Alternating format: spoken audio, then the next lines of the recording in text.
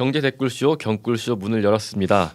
정규 방송에서 다 못하는 이야기들을 허심탄회하게 다 털어놓는 경제에 대한 모든 것을 이야기하는 시간 경제 댓글쇼. 오늘도 명지대 산업대학원 실물투자분석학과 박정호 교수님과 함께합니다. 어서 오세요, 교수님. 예, 안녕하세요. 예, 휴일인데 또 이렇게 생방송을 하러 나오셨어요. 아, 그럼요. 항상 저 라디오 게스트는 네. 자리를 비우면 누가 와 있더라고요. 아. 그래서 무조건 휴일도 나옵니다. 아, 예, 감사합니다. 저는 목소리가 잘 안 나왔었는데 예. 목감기 때문에 아, 예, 오늘 방송을 앞두고 목이 회복됐습니다. 다행이네요. 예. 저는 장염에 걸려가지고 네? 예, 지난주에 진짜 죽다 살아났고요. 어. 그리고 저도 장염 몇 번 걸려봤는데 이번에 진짜 혹독하게 치렀고요. 네. 제 인생 최초로 술을 끊기로 결정했어요. 끊으셨어요? 네. 며칠 됐어요? 지금 4일. 4일. 네. 어. 한번 끊어보려고요. 전 담배는 예. 끊었거든요. 네. 담배 끊으면 술은 뭐 조금 쉽지 않을까요? 근데 이제 자리가 많으니까. 네. 하여튼 술도 끊어보려고 합니다. 그런 기호식품 얘기도 한번 하면 좋을 것 같아요. 예, 그런 것도 한번 하죠 뭐. 예. 요즘 전 세계적으로 술 산업, 담배 산업이 새로운 활로를 모색하려고 하는데 그것도 언제 뭐 추석 특집으로 건강하게 살자고 한번 해볼까요? 좋네요. 예. 그럼 추석 특집 좀 기록해 주시고요. 예. 오늘 주제에 들어가기 앞서서 궁금한 것부터 좀 여쭤볼게요. 네네. 지난주에 그 블랙 먼데이 주가 대폭락 이야기를 했었는데 예. 그저께 어제 주가가 확 반등을 했어요. 예. 예. 갑자기 또 이렇게 확 오르는 게 왜 그런가 싶어서. 네. 우리가 좀 이런 패턴을 확인할 때는요, 제일 네. 좋은 게 있어요. 예. 일단 뭔가 무슨 일 났다며 하면 다들 던지기 시작할 거 아니겠습니까? 그렇죠. 그러다 보니까 실제 무슨 일이 난 그 상황만큼 딱 거기에 맞춰서 딱 빠지는 게 아니라 시장은 항상 과잉 대응하는 것들이 일어나요. 그래서 빠질 때도 좀 더 많이 빠지는 경우가 많고 예. 오를 때도 더 많이 올랐다가 그러다가 다시 조정이라고 하죠. 에이 별거 아니라며 하면서 네. 다시 사는 사람도 있고 다시 되파는 사람도 있고 그렇거든요. 어.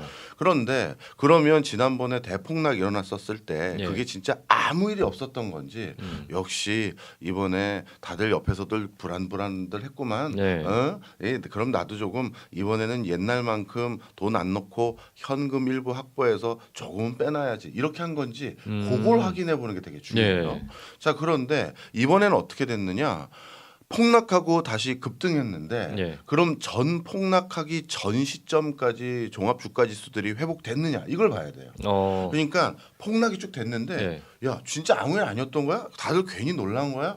그럼 계속 가자. 네. 달려가자. 엔비디아 뭐 아니면 나스닥 하면서 그러면 우상향으로 그 전고점을 다시 곧바로 뚫고 달려가면 진짜 아무 일 없었던 건데 이번에는 어떻게 됐느냐? 우리 작가님 오셨네요. 뭐 네이버나 다음에서 네. 코스피 그 종합주가지수 한번 치신 다음에 3개월치를 보는 게 분기 상황을 비교하는 게 제일 좋거든요. 3개월치요? 네. 예. 3개월 주가 차트를 한번 보여주시면 네. 전 고점을 회복한 게 아니라요. 예. 하락폭의 한 3분의 1만 회복한 게 코스피고요. 예. 네. 그다음에 나스닥도 똑같아요. 나스닥도 예. 폭락한 다음에 전 고점을 회복했느냐? 그건 아니고 또 역시 3분의 1에서 2분의 1 반도 못 찾은 상황이고 니케이 지수도 마찬가지예요. 예. 그러니 지금 전 세계적으로 지난번에 제가 말씀드렸던 그 어떤 뭔가 불안하다. 지금 경제가 실질적으로 성과 수치로 확인할 수 있는 모멘텀을 찾기 어렵다라는 인식을 예. 금융계에서도 많이 하고 있다라는 게 이번에 반증된 것 같아요. 그럼 뭐 3분의 1에서 반 정도밖에 회복이 안 됐다 하는 거는 네. 그때 떨어진 게 분명 이유가 있었다 그렇게 다들 인식을 하는 거네요. 그리고 이 무슨 일 터질지 모르니까 미리 넣어놓지 말고 현금 확보율을 늘려놓은 거죠. 불안하다. 예, 그렇죠. 예를 들어서 전고점을 다시 확보했다라는 건 뺐던 거 다시 넣었다는 얘기랑 똑같은 예. 거잖아요. 그런데 뺐던 거를 다시 넣은 게 그만큼 다 넣은 게 아니라 일부만 넣은 거니까 현금을 일부 보유하고 네. 좀 관망해야 될 이유도 있다라는 걸 서서히 이제 스스로들 이제 자인한 꼴이 된 거죠. 지난주에 대폭락이 있었는데 그 이유 중에 하나가 이제 프로그램 매매라고 네. 말씀하셨잖아요. 그런 일이 있었으면 지금은 프로그램 매매가 더 촘촘하게 들어가 있을 것 같은데.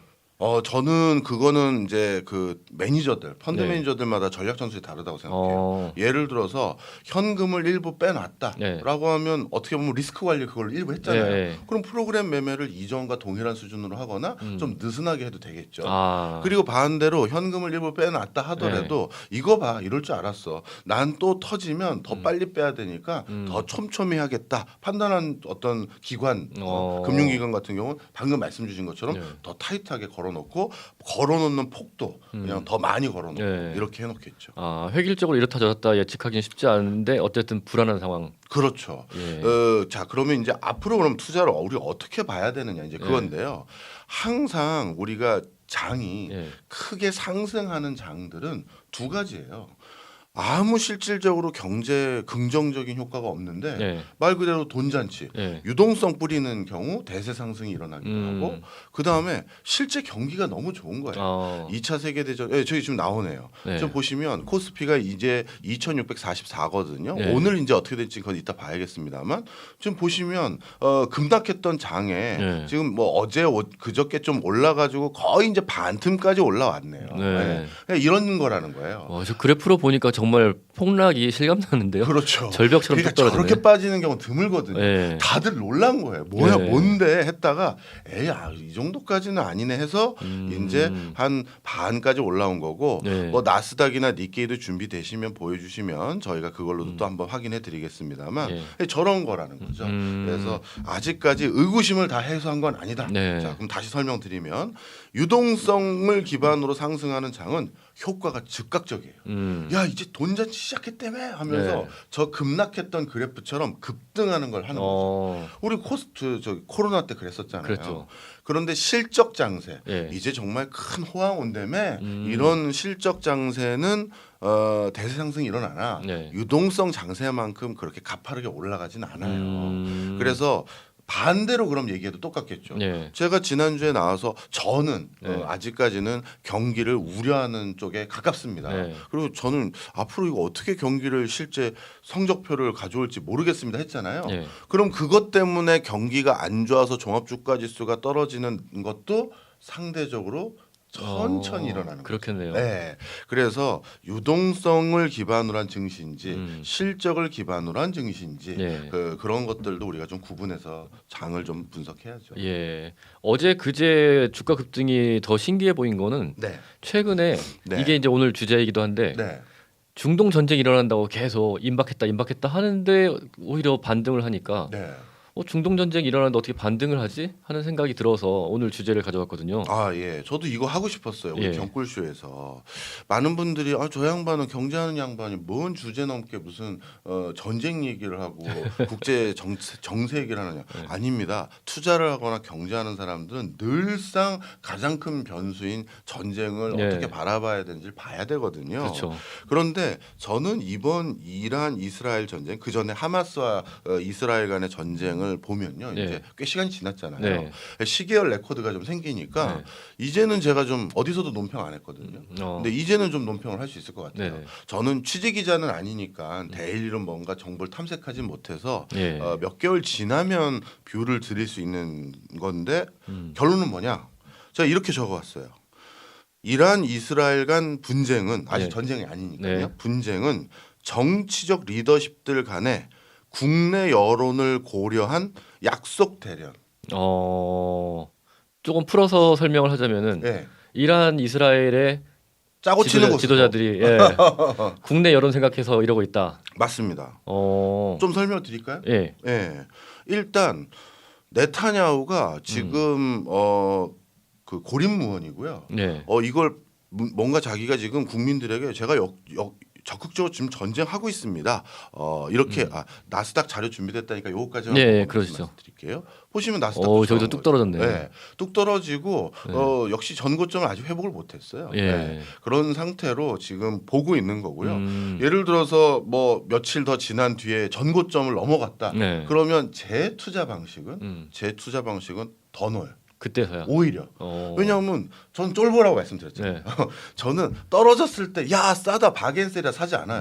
또 떨어질 수 있거든요. 그렇죠. 그런데 딱 봤더니 전고점 회복했네. 그러면 먹는 폭은 네. 적을진 모르겠지만 다들 이제 안심했으니 아니 나도 안심해야지 하고 넣어요. 확실하게 조금 먹는. 아니, 저는 그런 스타일이에요. 네. 아니, 제 스타일이 무조건 옳다는 게 아니라 투자 방법은 음. 많으니까요. 하여튼 그런 비유를 드린 거고요. 네. 자, 그다음에 다시 이제 전쟁 얘기로 돌아가면 네.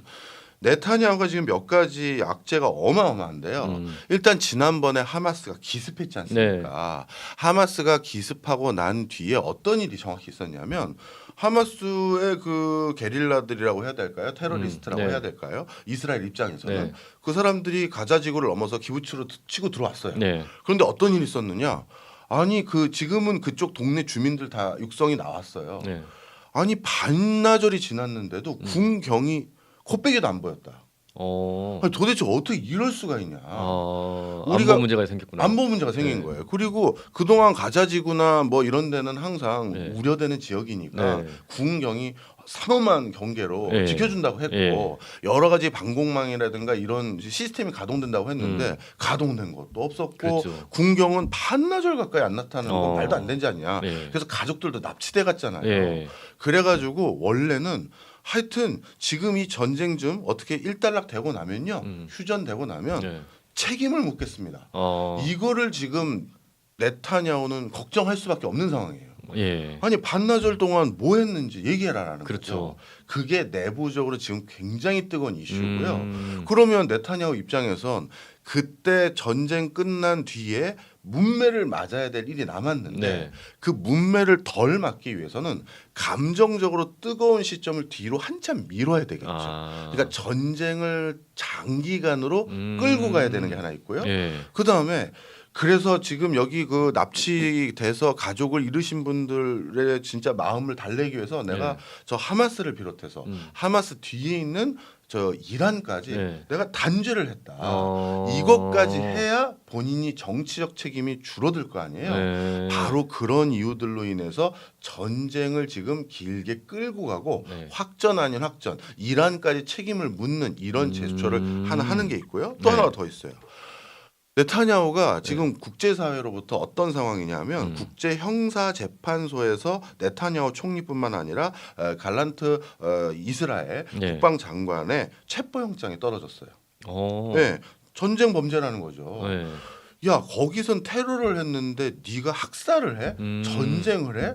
이렇게 이제 단죄를 하겠다는 예. 거고 국제사법재판소에서는 이스라엘 대량 학살에 대해서 혐의를 지금 다루고 있어요. 그러니까 형사재판소에서는 체포영장이 떨어졌고 예. 사법재판소에서는 시시비비를 가리고 있는 재판들이 전개되고 있거든요. 이런 상황이 외부에서도 일어나고 있는 상황이고 네. 그러니 본인이 지금 이 고립무원의 상태를 돌파하려면 전쟁을 계속 수행하면서 명분도 찾아야 되는 그런 상황이 하나 생겼고요. 예. 또 한 가지는 예. 네타냐후의 내부에 지금 이런 것들이 그러면 실제 정치적 입지가 약화되는 걸로 귀결됐습니까? 네. 꽤 약화됐어요. 네타냐후 같은 경우 우리로 따지면 우리도 지금 뭐 여당, 야당 있는 네네. 것처럼 거기도 정당은 거기 되게 많아요. 네. 엄청 많은데 연정이라고 하죠. 네. 그 여러 정당이 네. 합쳐서 정권 잡는 거. 그래서 지금 연정을 하고 있는 연립정부군요. 예. 제가 정치 용어는 잘 모르니까 그걸 알려주세요. 그래서 그 야당에 그 어떻게 보면 당수 같은 사람이 있어요. 네. 그 사람이 베니 간츠라는 사람인데 지금 지지율 격차가 거의 오차 범위 이내로 들어와 있어요.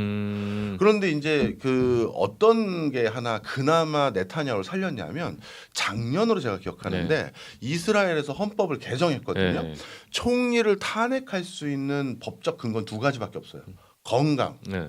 정신 이상해. 어. 근데 네타냐후의 정치적 오판 이런 거는 탄핵 사유가 아닌 거예요. 일 못하는 건 상관없는 거예요. 네. 건강에 문제가 있대. 그 정신적으로 지금 뭔가 치매가 왔대. 이것 빼고는 탄핵을 못 시켜요. 그러다 보니까 이 사람 탄핵시킬 가능성이 일단 없어졌고 그리고 또 한 가지 네타냐후를 그럼 끌어내릴 수 있는 방법이 뭐냐 하면 지금 네타냐후를 지지하는 의원들 네. 원내 지지 의원이 64명이에요. 네. 이게 여러 정당의 연립 정부이거든요. 네. 근데 이 중에 5명 이상이 연정에서 이탈해서 의회를 해산시키면 3개월 내에 조기 총선이 일어날 수 있어요. 그런데 아까 그 간츠라는 야당 네. 네타냐후 반대쪽에 네. 이 사람이 계속 꼬시는 거예요. 이 사람의 주장은 뭐냐면 저 네타냐후한테 왜 반나절 동안 군경 안 나타나는지 빨리 물어야 되고 방공 시스템 왜 가동 안 되는지 물어야 된다. 네. 쟤 이상한 사람이다. 그래서 원래는 간츠 야당 그 당수가 이번 9월 바로 다음 달이죠. 네. 그때 조기 총선하자. 다시 총선해. 네. 그걸 주장하고 있었어요. 네. 그러면서 5명이 어떻게든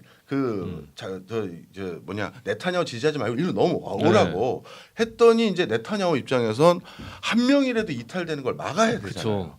그런데 이 우파 쪽에 있는 지지 정당들은 어떤 생각을 가지고 있냐면 지금 네타냐후가 하고 있는 그 행보에 찬동하는 세력들이에요. 기본적으로 네타냐후와 연립정부를 같이 만든 사람들은 네. 이 전쟁 하마스가 가자 지구를 넘어와서 침공을 하기 전에도 네.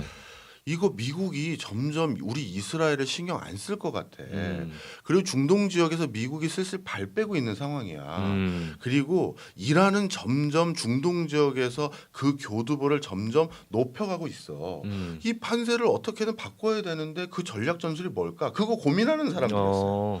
그런데 지금 네타냐후가 하고 있는 일이 네. 미국이 중동에서 못 벗어나게 만들어주고 네. 있고 그리고 중동 여러 국가들에게 뭘 보여주냐면 이스라엘 입장으로는 네. 봤지 우리 뒤엔 미국이 있어 이것도 막 보여주고 네. 있고 그러니까 네타냐후의 행보가 나쁘지 않은 거예요. 그러니까 네타냐후는 지금 이런 정치적인 이유들로 전쟁을 감행하고 있는데 네. 그런데 이게 진짜 전쟁이 되지 않기 위해서 네. 또 어떤 행보를 하고 있고 또 이란도 지금 이란의 경제 성장률이라는 게 완전 뭐 나락이에요. 그렇죠. 그래서 지금 어떻게든 이 경제를 재건해야 되는 상황에서 이란은 전쟁을 수행할 수 있는 돈도 없어요. 제가 좋아하는 그 경제 전문가 중에 한 분인 박종원 기자님이 좋은 얘기를 해주셨어요. 네.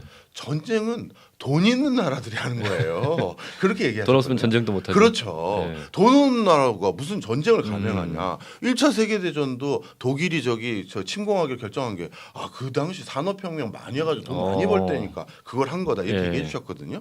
저도 100% 동의해요. 네. 그것처럼 이란은 지금 전쟁을 감행할 수 있는 돈은 없어요. 그런데 이제 어떻게 됐느냐. 방금 말씀드린 것처럼 네타냐후가 딱 이런 정치적 지금 수세에 몰리다 보니 가족 납치된 사람들의 그 원한도 풀어주고 그리고 자기가 군경이 반나절 이상 대응 못한 것도 면죄부를 받기 위해서 진짜 가자지구를 초토화시켜 놨거든요.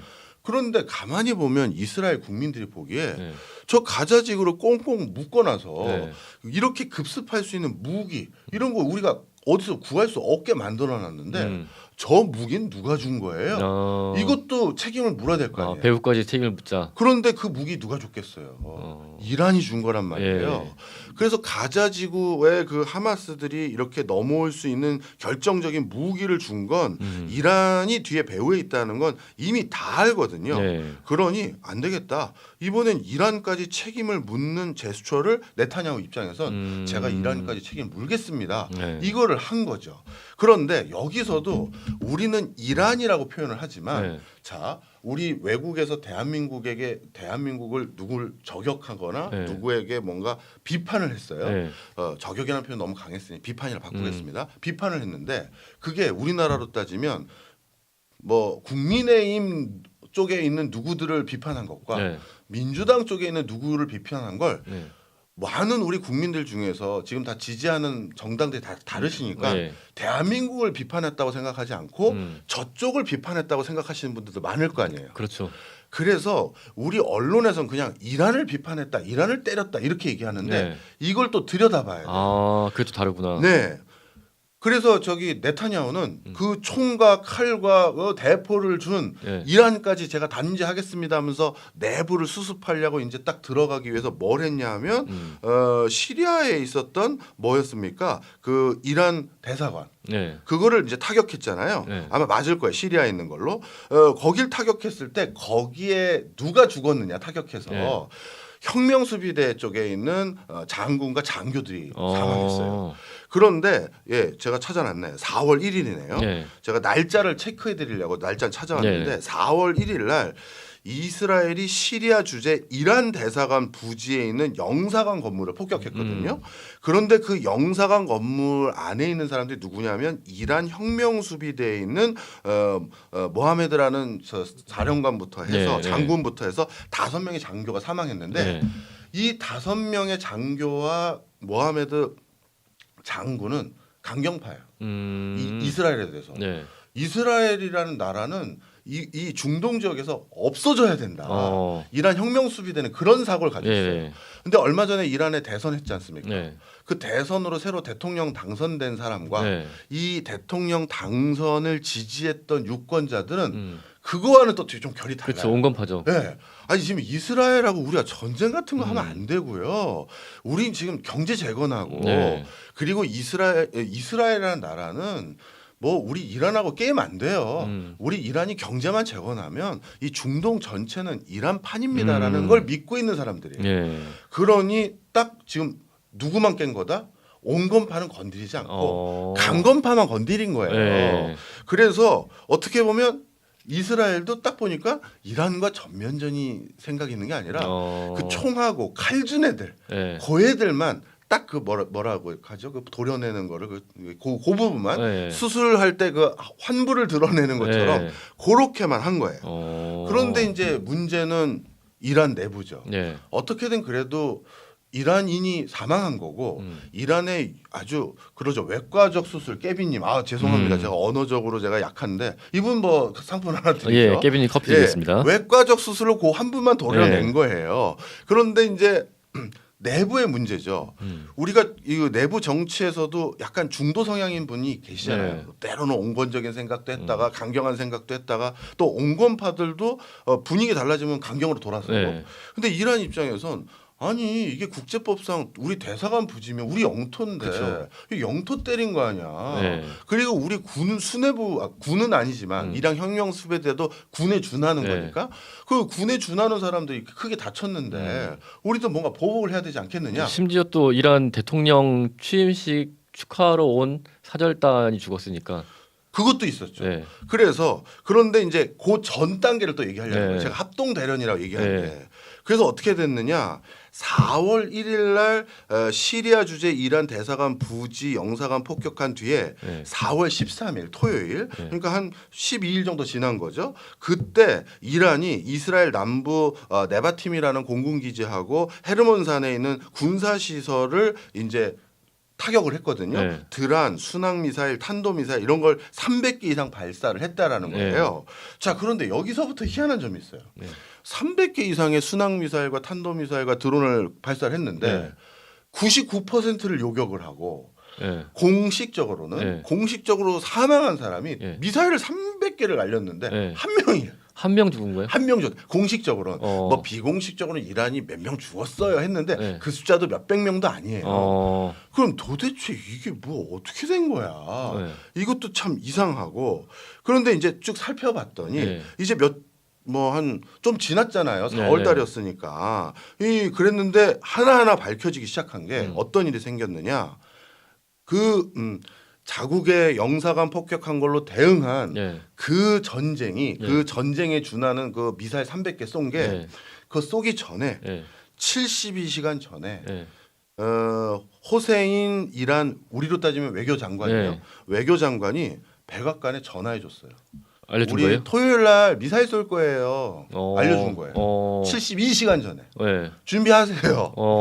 그래서 아직도 백악관은 부인합니다. 그런데 이미 다 외신들 유럽 신문부터 해서 다 보도됐어요. 호세인 전화했다면서요. 백악관에 물어봤거든요. 72시간 전에 전화했다던데 그랬더니 백악관은 이러고 말았는데 72시간 전에 전화했고요. 미국에만 전화한 게 아니에요. 이란과 이스라엘은 국경이 떨어져 있거든요. 그러면 이거는 중간에 다른 나라들 자국 뭐 이라크라든지 뭐 이상한 게 날아다니면 그렇죠. 요격을 해야 될 거 아니에요. 또 아니면 그게 뭐야 이렇게 되는 거잖아요. 그러다 보니까 인근 중동 국가에게 다 알려줬어요. 요격할 거니까 조심해라. 토요일 날 저희 놀라지 마라. 뭐 미사일 쏩니다. 이걸 알려준 거예요. 그럼 이게 이스라엘에 안 들어갑니까? 이스라엘한테 들어가라고 얘기한 들어가라고 얘기한 거예요. 어. 자, 그래서 72시간 전에 고지 다 했고요. 그래도 좀 걱정이 됐나 봐요. 그래서 전쟁에 준하는 그 미사일을 13일 토요일 밤에 쏘기 전에 예. 밤이잖아요. 토요일 예. 밤. 오후 1시. 그러니까 낮에. 예. 낮에 먼저 전초전을 살짝 해줬어요. 뭘 해줬냐면 낮 1시경에 예. 이스라엘 선박 하나를 납포해줘요. 어. 그러니까 선박 하나 싹 군이 와서 좀 긴장해라 하면서. 네, 긴장하라고 예. 납포를 해주고요. 예. 그다음에 이제 밤이 됐잖아요. 그럼 300개를 쫙 쏘기를 했잖아요. 그럼 300개를 순항 미사일과 탄도 미사일을 먼저 쏴야 되지 않겠어요? 그렇죠. 그게 빨리 가니까. 네. 그다음에 드론은 천천히 날아가니까 뒤에서 쫓아오는 네. 거고. 그래야 기습 공격이 되잖아요. 그런데 어떻게 했느냐? 이란에서 이스라엘까지 드론이 날아가려면 4시간이 걸리는데 네. 드론부터 날렸어요. 아. 그리고 드론이 먼저 이스라엘 상공에 도착할 때쯤 탄도와 순항 미사일 쏴준 거죠. 그러면 이게 진짜 치명상을 입히려고 한 공격인 건지 이게 말도 안 되는 얘기잖아요. 그냥 쐈다는 걸 보여주기 위한 것 같네요. 그렇죠. 그러니까 우리는 다 외신 받아서 이제 뭔가 보도하면 네. 이란, 네. 이스라엘 얘기하지만 그 안에도 대한민국 생각이 다 다르잖아요. 우리 뭐 지금 저 댓글쇼에 댓글 남아 있는 여기 지금 분들도 네. 지지하는 정당 다 다르실 거 아니에요. 그렇죠. 그런 것처럼 그 나라들도 똑같아요. 그래서 여기까지 흘러온 거예요. 네. 근데 문제는 뭐냐? 경제나 공부하는 저도 네. 딱 판세를 다 읽어보니까 네. 이게 뭐야 쇼하고들 있네. 이 소리가 딱 나오잖아요. 그럼 이스라엘 국민들이 그걸 모르겠어요? 드디어 이스라엘 국민들도 슬슬 외신들 듣고 네. 요즘은요 정치가들이 정말 오해하시면 안 돼요. 옛날 같으면 저도 몰랐겠죠. 네. 왜냐하면 언론이라는 게 일부 어떻게 보면 보도자료 받아 쓰는 것만 네. 볼 수가 있는 상황이었을 때도 있잖아요. 그렇죠. 근데 지금은 유튜브뿐만 아니라 독립 언론이나 이게 너무 많다 보니까 뭘 숨기고 가리려고 해도 그럴 수가 없어요. 그렇죠. 뭐 뜨면 바로 SNS에 올라오는데. 바로 SNS가 올라오고 오히려 유튜브에서 어디서 아니면 누가 스마트폰으로 네. 찍은 걸로 보도를 받아 쓰잖아요. 그렇죠. 그러니까 이젠 속일 수가 없어요. 그러니까 지금 방금 먼저도 중간에 있는 이라크나 이런 데서 제가 이라크 국민들이 얘기해 주는 거예요. 제가 봤는데요. 드론이 한참 전에 먼저 갔고요. 그다음 미사일 날아갔어요. 그러니까 이게 뭐야. 이거 다 장난이네. 이렇게 된 거죠. 네. 자, 그러다 보니까 이런 일들이 다 일어나다 보니 다시 네타냐후가 네. 입지가 더 좁아진 거예요. 지금 뭐 하는 거냐? 야, 쇼하는 너 거냐? 지금 너 나중에 혼날까봐 지금 장난치고 있었던 거야? 이 소리가 또 들린 거예요. 또 세게 나갈 수밖에 없네요. 그래서 이번에 이란의 새 대통령 취임식에 하마스의 수장 중 한 명이 간 거를 정밀하게 그 사람만 암살한 그걸 또 단행했던 이유가 본인이 걸렸어? 이런 눈빛으로 그걸 무마하기 위해 또 한 거예요. 자, 그러면 여기까지가 우리가 지금 상황이고 그러면 이제 이란이 이건 우리 치욕이다. 그리고 이란의 종교 지도자 대통령보다 위에 있는 사람이죠. 우리는 반드시 이 치욕을 갚아줄 거다. 이렇게 얘기했잖아요. 그런데 앞서서도 이란이 보인 행보들 제가 말씀드렸잖아요. 72시간 전에 얘기해주고 그럼 갑자기 이란 그 대통령 취임식 날 하마스 수장 암살된 걸로 그럼 이란의 그 분위기가 온건파까지 바뀔 분위기냐? 저는요. 만약에 이스라엘이 이란의 분위기를 바꿔서 전면전을 하고 싶으면 그 행사 중에 그렇게 지금 남의 나라 수도에다가 폭탄을 갖다 놓을 수 있을 정도의 정보력이라면 행사장에서 터뜨려야죠. 그러면 이란 내각의 수뇌부라든가 이런 데도 같이 몇 분 돌아가셔야 그래야 전쟁이 전면적으로 나면서 이란 내부의 온건파도 분위기 바뀔 거 아니에요. 그렇죠. 강경파 말대로 이번엔 해야 되겠다. 그런데 그게 아니라 숙소 들어가셔서 쉴 때 뻥 한 거잖아요. 그러니까 이스라엘 쪽에서 이란 온건파에게 얘기한 거예요. 나는 전면전 원하지 않아요. 그냥 이번에도 내 입장 아시죠? 이렇게까지 하고 싶은 거예요. 그래서 아직도 온건파 대표적으로 지금 온건파 새로 대통령 당선된 이란 대통령이 그 종교 지도자에게 얘기했잖아요. 제발 자중해 주십시오. 종교 지도자도 감정을 케어해 줘야 되잖아요. 국민들. 네. 종교 지도자라는 사람이 가만히 있어요. 이런 일이 당했는데 그럼 국민들이 어떻게 생각하겠어요? 같이 화내줘야죠. 같이 슬퍼해주고 같이 화내줘야 되는 것도 국가 지도자들이 해야 될 그렇죠. 일이잖아요. 화내줬고 그러면 모양새를 또 갖춰줘야 되잖아요. 네. 야, 나 화낸 거 했어. 빨리 나 좀 빨리 다독거려 줘. 그래서 대통령이 다독거려 주는 거 하고 있고 그리고 저 멀리 교황에서 우리 아브라함의 자손들이요. 그러지 좀 말았으면 좋겠다. 지금 모양새를 자꾸 갖춰주고 있는 거예요. 그래서 지금은 전면전까지 갈 가능성은 낮다. 이게 제가 지금까지 바라봤던 여러 가지 흐름들의 맥락이에요. 그러니까 중동 전쟁이 일어난다 했지만 교수님께서는 이게 전면전 가능성은 높지 않다. 네. 서로 그냥 쇼하고 있는 거다. 맞습니다. 예. 그리고 하나. 그럼 교수님 저기 요즘 뭐 레바논 접경 지역에 헤즈볼라들하고 네. 막 레바논이면 다른 나라 영토인데 거기를 막 들어가가지고 말이지 그렇죠. 다른 나라 영토에 헤즈볼라 세력들 없앤다는 미명 아래 네, 뭐 미사일 날리고. 이런 걸 확전까지 감행한다는 거 아닙니까? 아니에요. 이것도 네타냐후의 정치적 어떤 지금 수세에 몰린 걸 저기 어떻게든 무마하기 위한 딱 그 포석인데요. 좀 설명을 드릴게요. 네. 이것도 제가 다 찾아봤어요.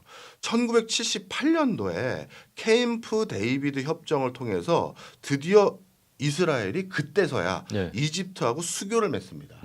그런데 이 수교가 어떤 의미가 있냐면 이스라엘이라는 국경의 남부 지방이 시나이 반도 네. 이쪽이거든요. 네.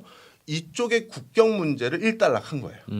너랑 나랑 이제 여기 선 그은 겁니다. 네. 수교하면서 남부 쪽의 국경을 이스라엘이라는 국가 새로 네. 독특하게 만들어진 이 국가에 남쪽 선을 확실히 그었어요. 네. 그러다가 93년도, 95년도 오슬로 협정하고 이 오슬로 협정을 통해서 이스라엘 내부에 팔레스타인 지역과 평화 협상을 체결한 거잖아요. 네. 그래서 내부 지역의 그 영토, 그다음에 예루살렘을 어디까지 누가 쓰고 어디까지 누가 쓸 건지 그 선을 그때 그은 거예요. 네. 그다음에 94년도에 요르단과 평화협정 체결했거든요. 이 요르단과 평화협정 체결한 건 이스라엘 동부 지역의 국경을 좀 정한 거예요. 그러면 남은 데가 어디냐? 북부가 남은 네. 거예요. 북부가 바로 지금 헤즈볼라와 계속 치고받고 하는 데 있잖아요. 그럼 북부는 아직도 그 교통 정리가 안 된 거예요? 교통 정지가 안 돼 있어요. 이스라엘 내부 영토에 들어와 있는데 예를 들어서 쿠르드족이라든가 이런 네. 사람들은 이스라엘 사람들이 이제 공무원들이 와요. 네. 저 죄송한데 이쯤 됐으면 우리 이스라엘 시민권 좀 받으시죠. 됐어 이 사람들아 썩 돌아가. 이런 거예요. 이스라엘 땅에 살면서도. 네. 나는 어차피 해외 나갈 일도 없고, 난 이 사람들 우리는 평생 여기서 살았는데 니들이 갑자기 니들 나라라고 하는데 우리는 어차피 유목 생활하고 뭐 하고 하면서 니들 도움 없이도 잘 살아 하면서 시민권 안 받는 사람이 꽤 있어요. 그리고 저쪽도 거기까지가 어디가 네 땅이야. 여기 CBS 건물까지 우리 땅이지 이런 거 있잖아요. 네. 이런 미미한 것들이 있거든요. 그러다 보니까. 네타냐후 아까 말씀드렸잖아요. 이번에 저희 군경이 왜 반나절까지 딴짓을 했는지 모르겠습니다만 제가 이번에 묻고 더블로 가서 네. 북부 지방까지 국경을 확실히 내가 정비해 보겠습니다. 네. 그거예요. 그거 때문에 저 네타냐후가 저 뭐 헤즈볼라 네. 더 멀리까지 쫓아내겠다. 네. 그런 목적인 거지. 중동 전체 나랑 한번 덤벼봐. 이건 아닌 거예요. 그러니까 이게 레바논에 미사일 날렸다고 하면은 우리 생각하기에는 전쟁을 벌이겠다는 생각으로 보이는데 그게 아니라 국경 자체가 정리가 안 돼 있으니까 네. 예, 그냥 우리 땅을 차지하기 위해서 우리 땅 확실하게 하기 위해서 한 거다 뭐 이렇게 해석할 수 있는 거네요. 그렇죠. 자, 그럼 어느 정도 정리를 좀 해보겠습니다. 네.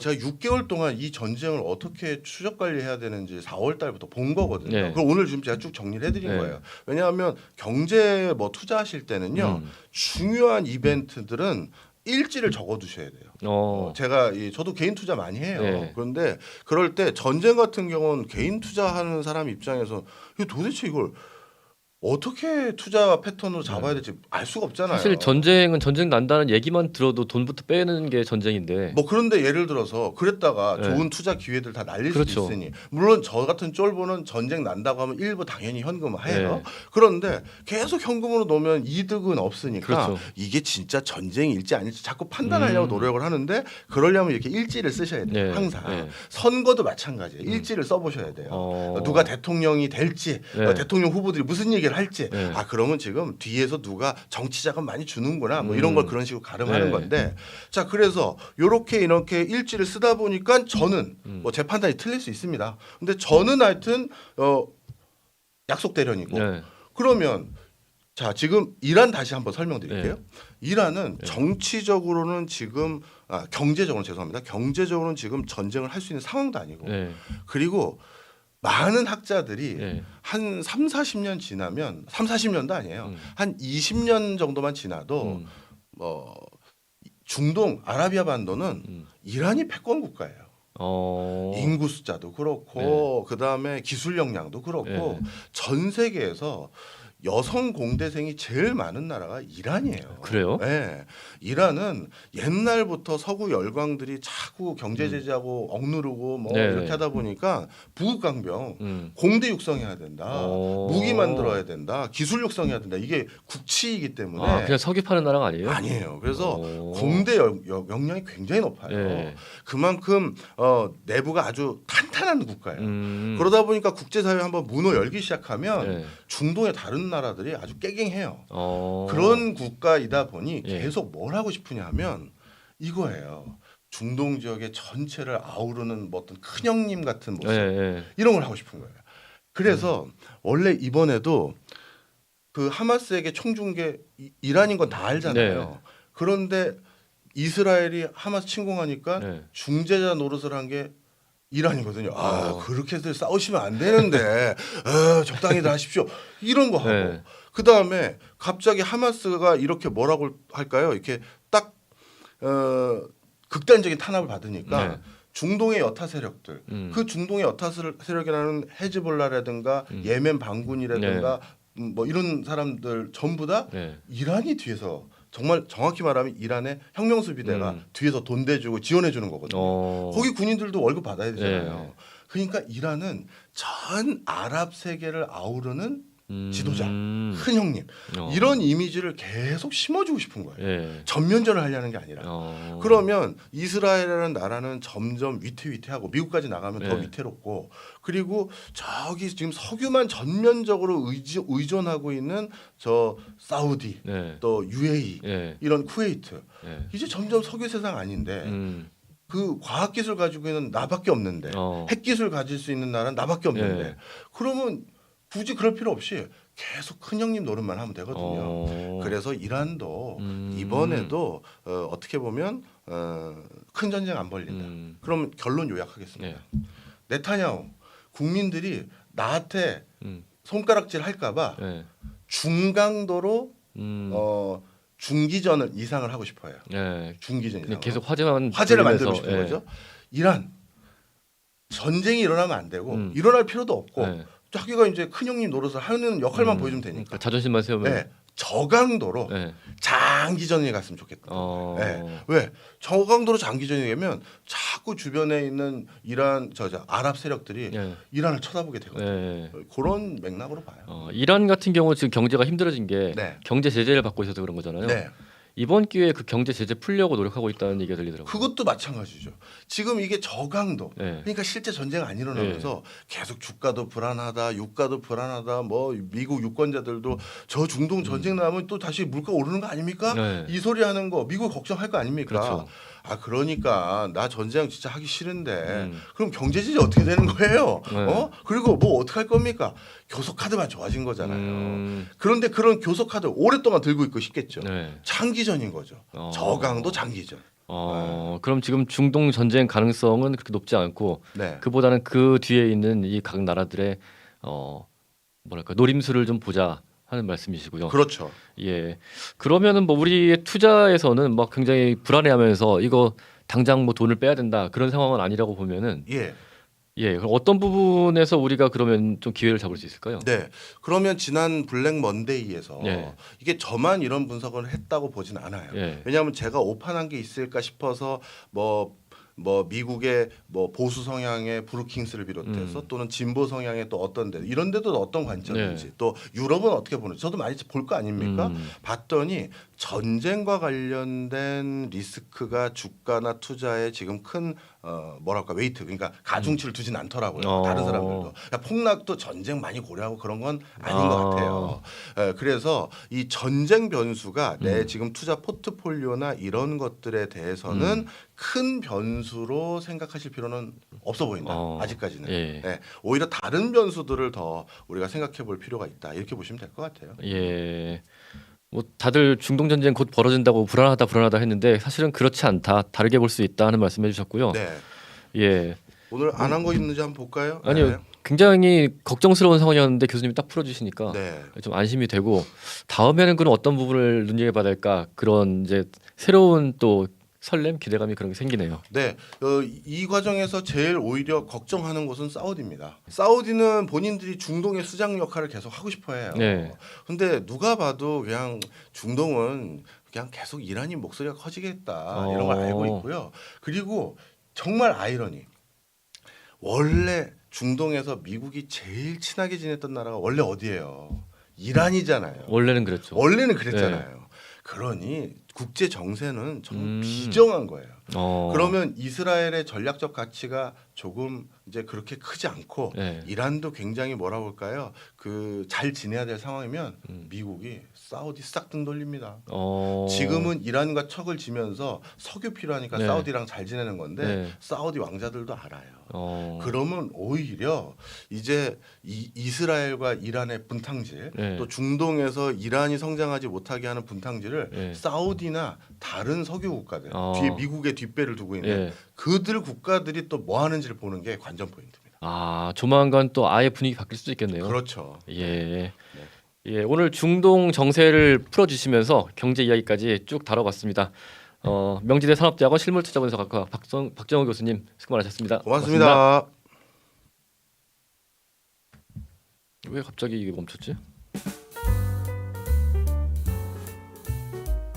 김현정의 뉴스쇼는 시청자 여러분의 참여를 기다립니다. 구독과 좋아요, 댓글 잊지 않으셨죠?